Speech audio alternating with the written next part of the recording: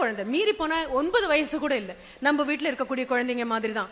ஒரு சின்ன வெட்டுக்கிளி பிடிச்சு, காலை பிச்சு, ரக்கையை பிடிச்சு, மீசையை பிச்சு, குண்டூசியை குத்தி, வால்ல நூலை கட்டி, தட்டாம்பூச்சியை பறக்க விட்டு, எல்லா விதமான கொடூர குணங்களும் உள்ள, பாக்குறதுக்கு பாவமா தேமேன்னு இருக்கக்கூடிய ஒரு குழந்தை. ஆனா அன்னைக்கு ராத்திரி அந்த குழந்தை அழுவான். தப்பிச்சு போன அந்த பூனைக்குட்டிக்காக அல்ல, அந்த 8 வயசு குழந்தைக்கு மனதுக்குள்ள அறம் வரும். கண்ணீர் விட்டு அழுதேன். எதை நினைத்து? என் கையில் சிக்கிய அந்த நாய், அந்த பூனை, பல்லி, பட்டாம்பூச்சி, இவை எல்லாவற்றுக்குமாக அன்று இரவு அழுதேன் அப்படின்னு அந்த கதை முடியும். இந்த கதையை சொல்றேன், உங்க குழந்தைங்க கிட்ட உட்காந்து படிங்க. சரி, இந்த கதைக்கு அடுத்தது ஒண்ணு வரும்.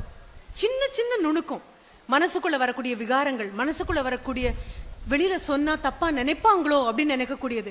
இதை வெளிச்சம் போட்டு காட்டி ஒரு சிக்மண்ட் ஃப்ராய்ட் சொன்ன அடுத்த நிமிஷம் சிக்மண்ட் ஃப்ராய்டோட கைகுலுக்க கூட எல்லாரும் மறுத்தாங்களாம். எல்லாருக்குள்ளேயும் கேவலங்கள் இருக்கு, எல்லாருக்குள்ளேயும் அழகுகளும் இருக்கு, எல்லாருக்குள்ளேயும் இந்த 2 மிருகத்தையும் வச்சுதான்